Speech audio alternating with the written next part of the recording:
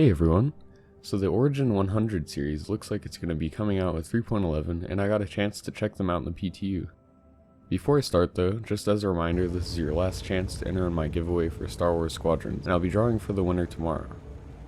Okay, so I did fly the ship around and do a bit of combat with the 125, but I don't want to judge this ship too much on how it performs right now. I know for sure that they're still tuning its atmospheric flight since it behaves very strangely. You can see that in the atmosphere it reacts pretty much instantly when you start rolling, whereas in space it works much more like it should.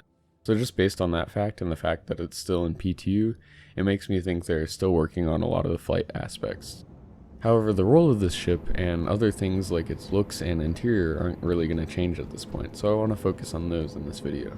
And I just want to start off by saying, I'm not really sure why this ship exists. I thought the 300 series was a great place for Origin to have a starter sort of ship, since they're a luxury brand and you'd think that their offering would be quite a bit more than Auroras and Mustangs. Making it even more strange though is the fact that Origin already had two ships in this size range with the M50 and 85X. Now neither of those are multi-role starter ships, but it's just weird to me that Origin now has 3 different very small ships, and 5 if you count variant. Personally, I do think there was a place for more options in terms of starter ships, but just not from Origin. I think with a few tweaks these could have been Crusader ships, or from any other manufacturer really, and that would make a lot more sense since they're not a luxury brand. Whatever the case is, I think the 100 series is just a bit of a missed opportunity to add variety to the ships in this game. I do like some things about the ship itself though. First of all, I could see the internal cargo area being nice for supplies and stuff when they eventually let you bring food, water, and ammo along in storage containers. Also, I really like not having to use a ladder to get into the ship, and it's pretty convenient since it skips that whole animation.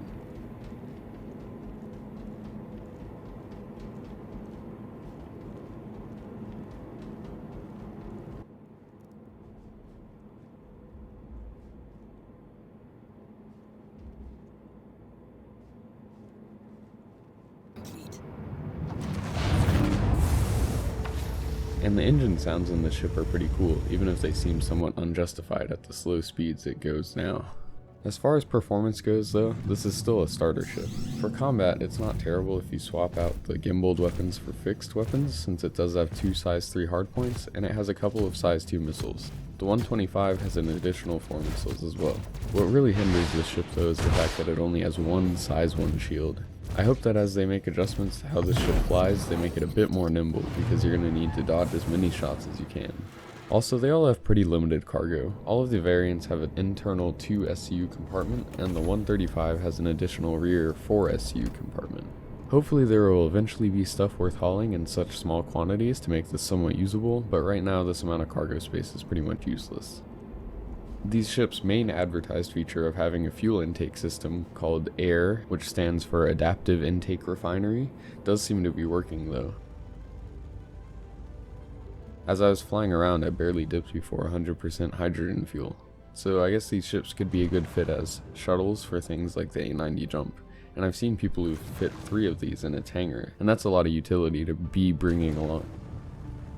So overall, I'm not super enthusiastic about this ship. It seems weird for it to be an Origin ship, and you get a lot more by going for the 300i.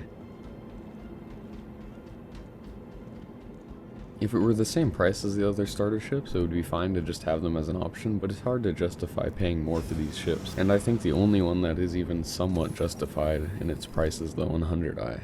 The 125 and 135 are both more than that, and there's just no reason to pay that much for those ships.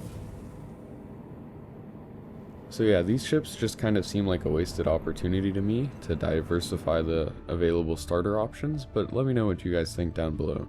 So remember to enter in my giveaway if you want to, and thanks for watching.